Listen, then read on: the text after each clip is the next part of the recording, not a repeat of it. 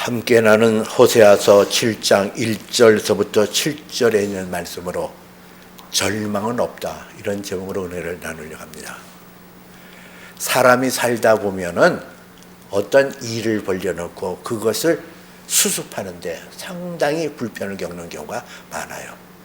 사람의 관계도 한번 뒤틀어지고 끊겨진 그 사람의 관계 매듭 짓는 게 쉽지가 않거든요.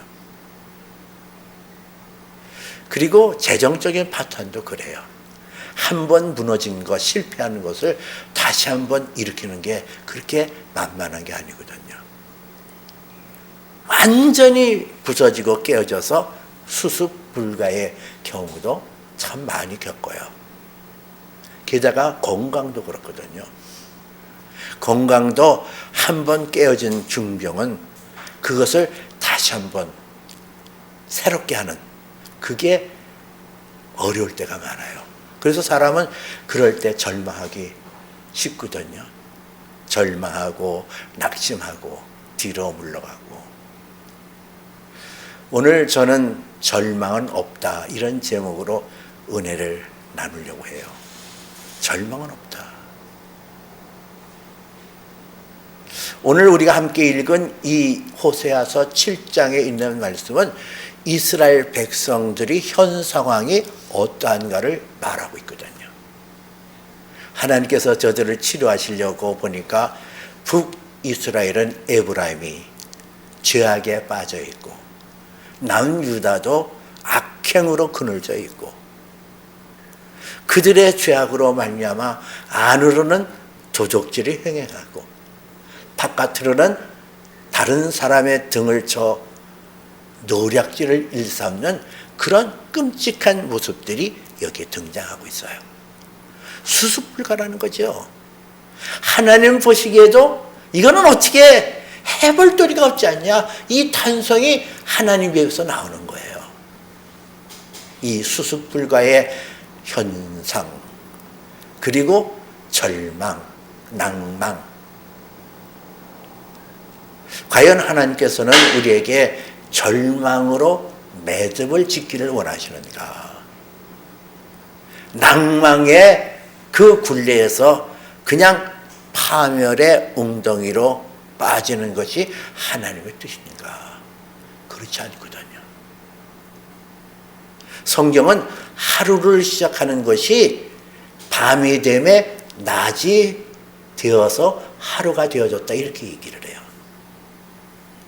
밤이라는 것을 통과하고 아침을 맞게 하거든요.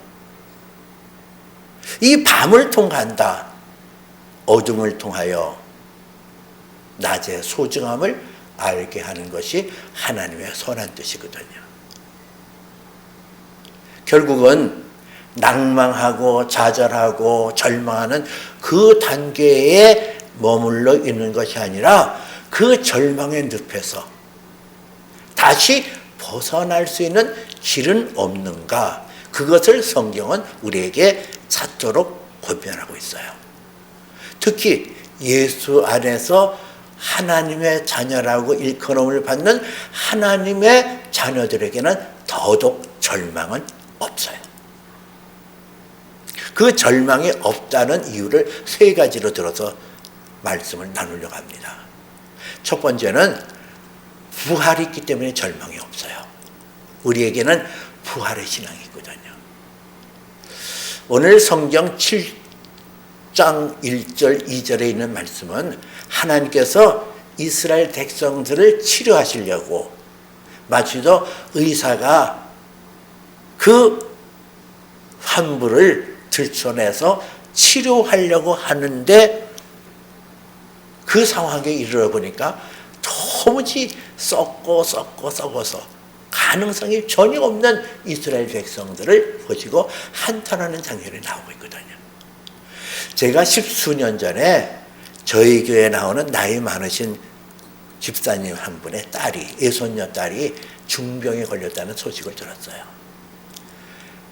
서울 역삼동에 살고 있었는데 제가 신방을 했어요. 그랬더니 이 18살 먹은 아이가 고3이었어요.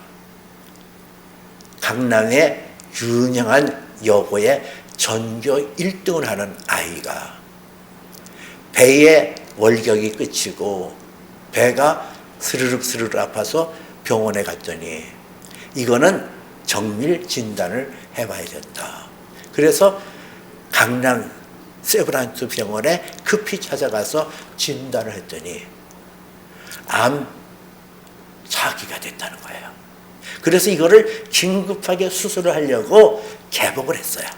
메스를 대고 개복을 했더니 그 암세포가 난소에만 있는 것이 아니라 자궁 전체로 퍼지게 되어졌고 온몸으로 그 암세포가 퍼지고 있는 중이라는 그런 아주 끔찍한 진단을 받았어요. 어떻게 의사도 이 수술불가예요. 어떻게 메스를 댈 수 없어요. 어디서 어떻게 되어질지 모르는 수술불가의 환경 속에서 개복해 놓았던 그 배를 다시 봉합시키고 그런 환경이었어요. 18살 먹은 곱디 고운 아이가 나름대로 머리가 좋아서 전교 1등을 하지만은 전교 1등을 놓치려고 그거를 놓치지 않으려면 얼마나 치열한 그런 과정을 겪었겠어요. 근데 그 꽃다운 나이의 인생이 저무는 그 지경에 이르렀다고 생각할 때 그 아이의 맑은 얼굴이 수심이 가득 차고 절망한 눈빛을 보았어요. 마침 제 큰딸하고 나이가 같았어요. 저에게 이런 질문을 했습니다. 내 딸이 이런 지경에 놓였다면 너는 어떻게 하겠나? 그래서 그 아이에게 이렇게 얘기를 했어요. 절망은 없단다. 네가 여기서 끝났다. 이제는 죽을 수밖에 없다. 의사들은 4개월뿐이 못 사는 난소암 사기라고 진단을 내렸지만은 그건 의사 말이고 우리 하나님을 믿자. 하나님은 예수를 죽은 자 가운데서 다시 살리시는 분이거든. 너와 내가 뜻을 합치고 마음을 합치면은 내 중병을 하나님께서 고칠 수가 있다라고 난 믿는다. 너 나와 함께 믿음을 같이 가질래? 그 아이가 고개를 끄덕거렸어요. 제 딸 아이를 살리겠다는 그런 일념과 같이 매일 새벽 기도 끝나면 강남에 있는 도곡동에 있는 병원을 찾아주고 매일 가서 부활의 주님을 인정하고 그 아이에게 손은져 기도했어요.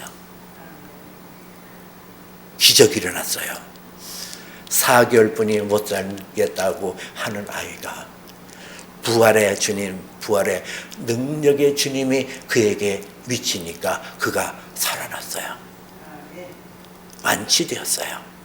기적이에요. 이것은 그 아이에게만 국한된 것이 아니라 우리에게는 예수 그리스도 안에서 부활의 생명이 있잖아요. 예수님은 완전히 죽으신 분이거든요. 십자가에서 죽으셨어요. 아리마대 사람 요셉이라는 분이 세마포를 가져다가 그를 감싸고 자기가 묻히려고 준비한 동굴 무덤에 예수님을 안치해 놓고 그리고 커다란 육중한 돌을 입구에 막아놓고 당시에 최고의 강한 군대라고 일컫는 로마 군병이 그 무덤을 지키고 있었어요. 끝이에요. 죽었어요. 죽은 지 사흘이나 됐어요. 뭘 더 이상 무슨 소망이 있어요? 죽었어요. 죽으면 끝나는 거 아니에요. 시신이 3일이 지나면 다 썩어 문드러져요. 그런 환경 속에서 예수 그리스도가 살아나셨어요. 무덤에서 예수님이 살아나셨습니다. 그 돌문을 뚫고 나오셨어요. 로마 군병의 창과 칼을 헤치고 나오셨어요.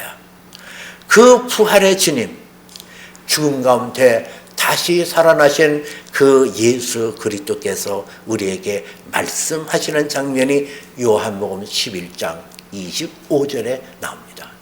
예수께서 이르시되 나는 부활이요 생명이니 나를 믿는 자는 죽어도 살겠고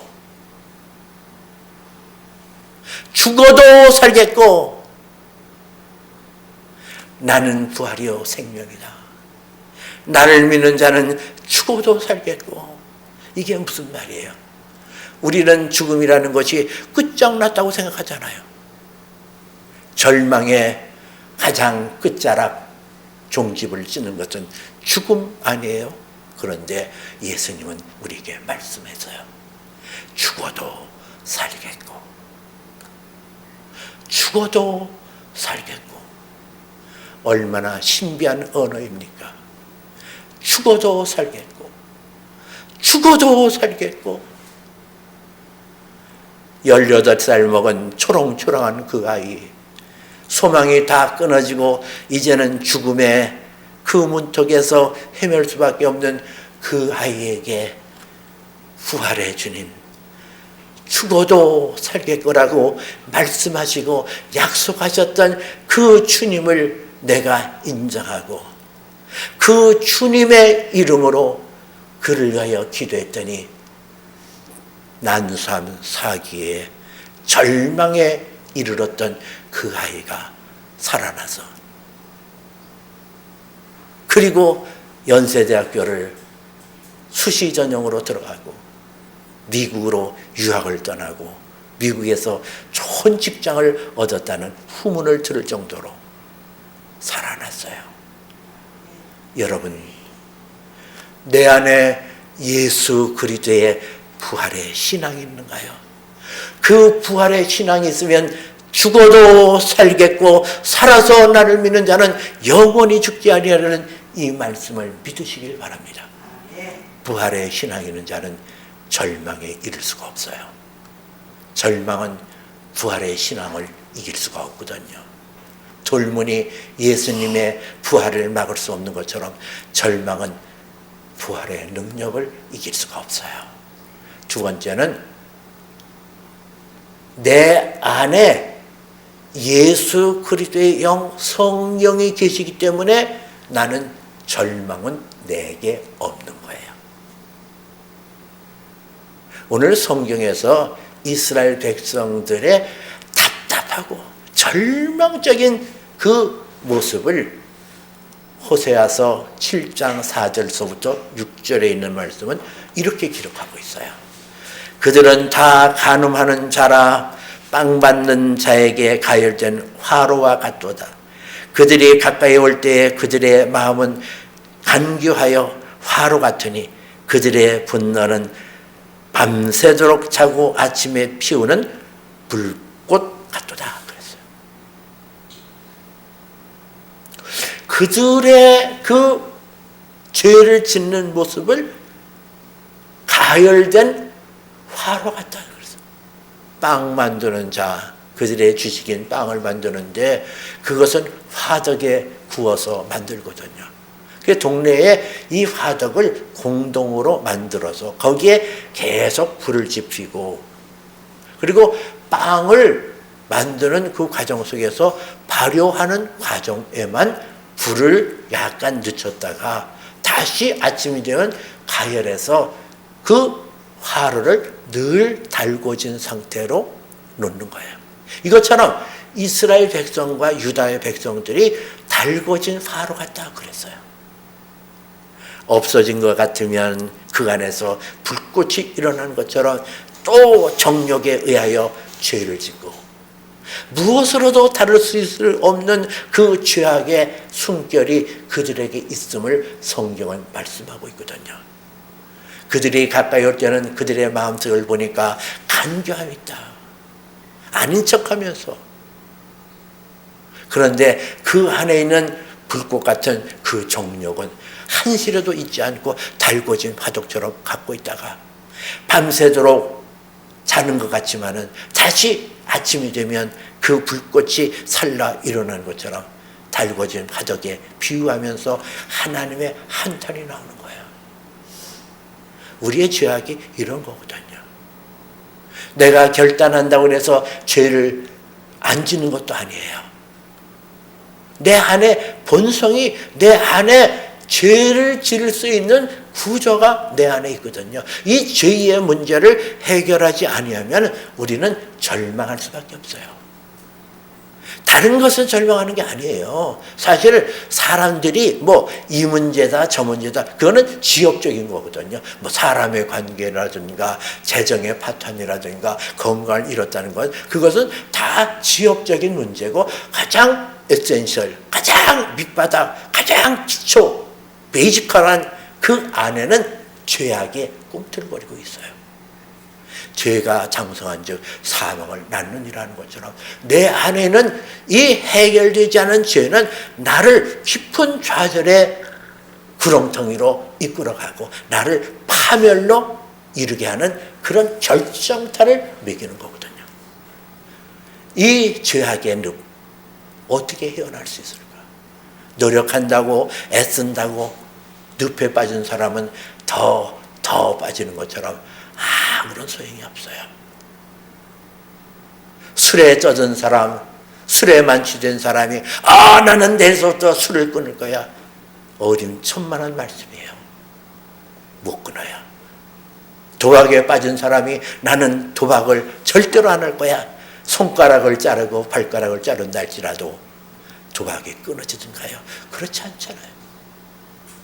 음란에 빠진 사람이 음란을 자기가 끊겠다고 애를 쓰지만은 그 음란의 늪에서 벗어날 수가 없어요. 그래서 고린도전서 6장 18절에서는 음행을 피하라. 사람이 범하는 죄마다 몸 밖에 있거니와 음행하는 자는 자기 몸의 죄를 범하느니라. 음행한다. 하나님의 뜻을 어그러뜨리고 우상에게 빠지고, 그리고 하나님을 사랑하지 않으면 그 죄악을 말해요. 음행. 하나님을 사랑할 수 없어요. 세상은 사랑하되 하나님을 사랑할 수 없는 그 죄가 음행이거든요. 다른 죄는 몸 밖에 있거니와 음행하는 자마다 자기 몸 안에 짓는 죄가 있다는 거예요. 못 끊어요. 세상을 사랑하는 마음을 못 끊습니다. 세상에서 나를 자랑하고 나를 나타내려고 하는 그런 음행의 죄는 끊을 수가 없어요. 절망이에요.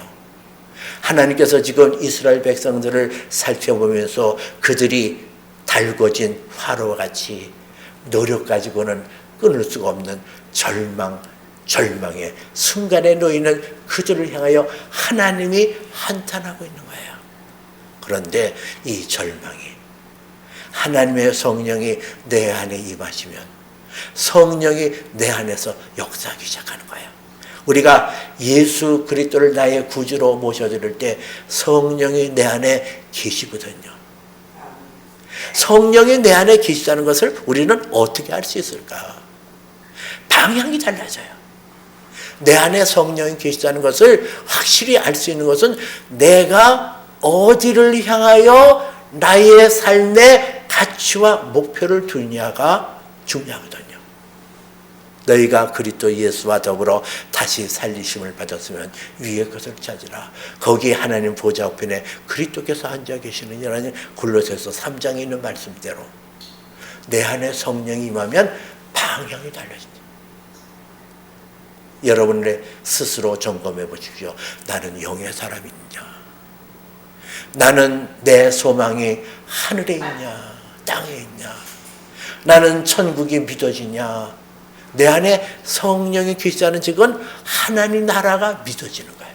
그 나라가 믿어지고 내가 죽어도 그 나라에 들어갈 수 있다는 믿음이 생기는 것은 내 안에 성령이 계시다는 확증이거든요. 방향이 달라져요. 가치관이 달라져요. 성령이 임하기 전에는 이 세상에서 잘 먹고 잘 입고 높은 지위에 있는 것이 가장 우선이라고 생각하는데, 성령이 내 안에 계시면 나의 모습은 하나님 목전에서 하나님의 인정을 받는 것을 가장 소중히 여겨요. 세상의 환호가, 세상 사람들의 어떤 가치관이 중요한 것이 아니라 하나님께서 원하시는 것이 무엇인지를 추구하는 믿음이 생긴다는 거예요. 이게 성령의 역사예요. 그 성령은 나를 도우시거든요. 성령께서 내 안에 오셔서 내 안에서 우리의 연약함을 도우시는 분이 성령이세요. 그 성령으로 우리는 이겨나갈 수 있거든요. 큰 산불이 나면 맞불을 놓는데요. 그 불을 이기기 위해서 맞불을 놓는 것처럼 하나님께서는 우리에게 성령의 불을 지었거든요. 그래서 예수님께서 말씀하십니다. 누가복음 12장 49절에 내가 불을 땅에 던지러 왔노니 이 불이 이미 붙었으면 내가 무엇을 원하리요. 이 불, 이것은 사도행전에 나와 있는 것처럼 성령의 불을 말해요. 성령이 내 안에 오셔서 그것이 내 안에서 불꽃 같은 하나님의 능력이 내게 임하면 이것이 죄를 이기고 사망을 이기고 그리고 하나님을 향하여 전진해 나가는 열망으로 바뀌어져요. 그래서 죄를 이기며 살기 때문에 절망이 없어요. 내 안에 성령이 계시면 절망이 없어요. 하나님 나라는 먹는 것과 마시는 것에 있지 않고 오직 성령의 능력 안에서 의와 평화가 희락이라. 하나님 나라의 지배를 받아요. 예수 그리스도께서 세상을 이기신 그 이김이 성령을 통하여 내 안에 오시기 때문에 능히 우리를 감싸고 있는 절망의 환경도 이길 수가 있어요. 그것을 벗어날 수가 있어요. 왜? 내 안에 성령이 계시다는 확증이에요. 세 번째는 하나님의 성령으로 말미암아 우리가 기도할 수 있는 사람으로 변화되었기 때문에요. 기도할 수 있는 사람. 내게 기도의 능력을 베풀어 주신 것이 절망을 얻게 만들어요. 기도할 수 있는데 왜 근심하십니까? 그러잖아요. 기도. 오늘 7장 7절은 이렇게 얘기를 합니다. 그들의 왕들을 다 엎드러지게 하며 그들 중에서 내게 부르짖는 자가 하나도 없도다. 기도가 없는 사람은 절망할 수 있어요. 그러나 기도할 수 있는 사람은 절망에서 벗어나요. 오늘 이 이스라엘 백성들의 절망하고 납담하는 그 이유가 부르짖지 않았다 이렇게 얘기를 하거든요. 하나님 앞에 기도하지 않았다는 거예요. 자기의 연약한 모습을 발견하고 하나님 앞에 부르짖어 기도할 때 우리는 살아날 수 있어요. 성경에 그 베드로가 밤바다를 저어가는 배에서 예수님을 발견하고 그 예수님을 향하여 주시던 나를 명하여 무리로 걸어오게 하소서. 그 예수님의 말씀을 듣고 걸어가다가 그만 두려움에 빠져서 물속에 빠졌을 때 한 얘기가 있잖아요. 주여 나를 건지시옵소서. 자기의 힘을 의지하지 않았어요. 내가 헤엄치면은 여기서 벗어날 수 있다. 그렇게 생각하지 않았어요. 나는 연약해요. 나는 이 물 풍랑에는 이 바다에 빠져서 죽을 수밖에 없어요. 그러나 주님은 나를 건질 수 있는 분이에요. 주여 나를 건지시옵소서. 이 고백, 이게 기도예요. 기도는 나의 모습을 적나라하게 아는 사람이 하나님 앞에 가는 정직한 고백이 기도이거든요. 그래서 예레미야서 33장 보니까 너는 내게 부르짖어라. 내게 응답하겠고 내가 알지 못하는 크고 은밀한 일을 내게 보이리라. 너는 내게 부르짖으라. 그 부르짖다라는 단어가 시브리 말로는 짜크라는 단어도 있고 카라는 단어도 있고. 근데 이 단어의 뜻은 나의 형편과 처지를 내가 알고 하나님 앞에 내 마음을 당하여 나가는 것을 부르짖는 기도라고 그래요. 부르짖으라. 내가 내게 응답하겠고 내가 알지 못하는 크고 비밀한 것을 내게 보이리라 그러잖아요. 기도하면 열려져요. 기도하면 절망의 변하여 희망의 단계로 접어들 수 있어요. 그러므로 너희는 낙심하지 말고 너는 내게 와서 부르짖으라. 내가 내게 응답하겠다. 그리고 내가 이전에 알지 못했던 크고 비밀한 곳으로 내가 내게 보여주리라. 기도하기 전에는 이거는 절망의 단계야. 나는 인생 끝났어. 나는 여기서 벗어날 수 없어. 그렇게 생각할 수 있을지 몰라도 기도해서 하나님 앞에 나의 정란한 모습을 하나님 앞에 고백하고 구할 때 하나님께서는 내가 알지 못했던 크고 비밀한 것, 내가 이해치 못하고 생각지 못했던 것을 예비하시고 그것을 보여주면서 소망의 깊은 단계로 들어갈 수 있도록 인도하시겠다는 거거든요. 기도한다는 것은 내 안에 예수의 영, 성령이 계시다는 증거예요.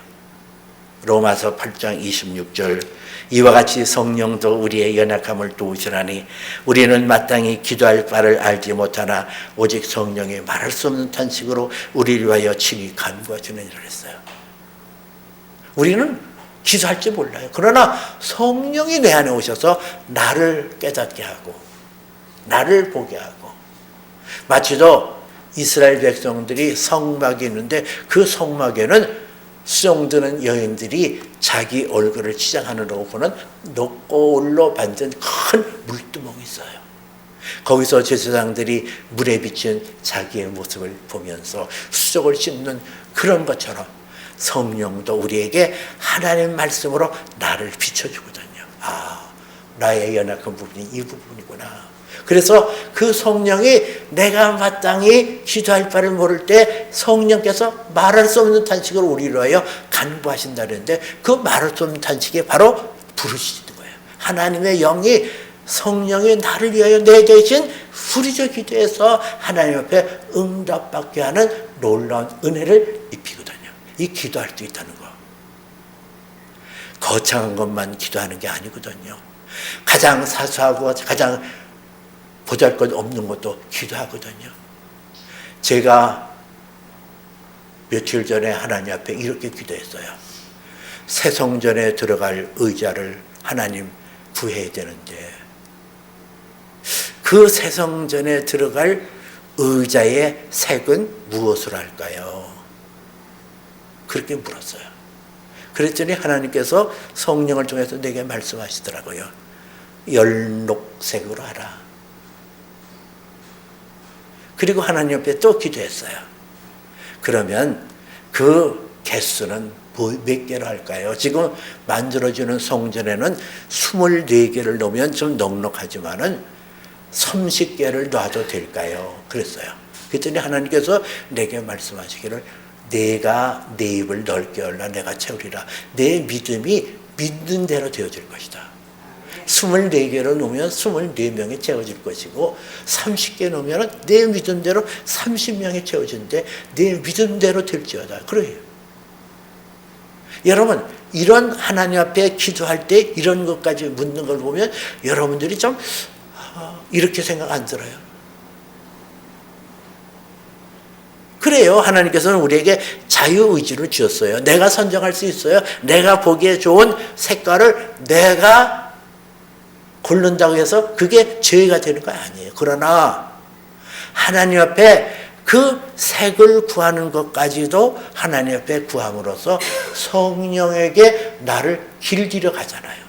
성령에게 나의 뜻을 묻고 내가 하나님의 성령께서 무엇을 원하시는지를 내가 다스려 가잖아요. 그렇게 한 발자국 한 발자국 성령을 인정하고 기도하면서 기도의 응답을 받아갈 때에 어떤 절망적인 순간이 오고 위기가 다가오고 곤고가 올 때 그때에 하나님 앞에 구하게 되면 그때도 나를 건지시는 그 하나님의 은혜를 체험하게 될 거 아니겠어요? 이게 기도예요. 기도할 수 있는데 낙심할 필요가 없거든요. 기도할 수 있는데 내게 기도라는 엄청난 무기가 주어졌어요. 신령한 무기가 주어졌어요. 내게는 예수 그리스도의 은혜로 부활의 신앙이 있어요. 내게는 하나님의 아들 예수 그리스도의 이름으로 신 보혜사 성령님이 내 안에 계셔요. 내 안에는 예수의 영을 통하여 하나님을 향하여 아빠, 아버지라고 부르며 그 하나님을 친근하게 여기며 내 기도를 들으시고 응답하여 주시는 그 아버지를 향하여 기도할 수 있는 능력이 이미 내게 주어졌어요. 이것이 내 안에 있기 때문에 그리스도에 있는 절망은 없는 거예요. 겉으로 볼 때 물결치는 것 같고 겉으로 볼 때 나를 집어삼킬 것 같은 그런 것이라 할지라도 하나님의 능력이 내 안에 이미 임하였기 때문에 절망은 없어요. 저와 여러분들에게 오늘도 이 메시지가 굿뉴스가 되어서 절망은 없는 나의 삶을 복되게 여기고 희망차게 전진해 나가시기를 주님의 이름으로 축복해 드립니다. 기도하겠습니다.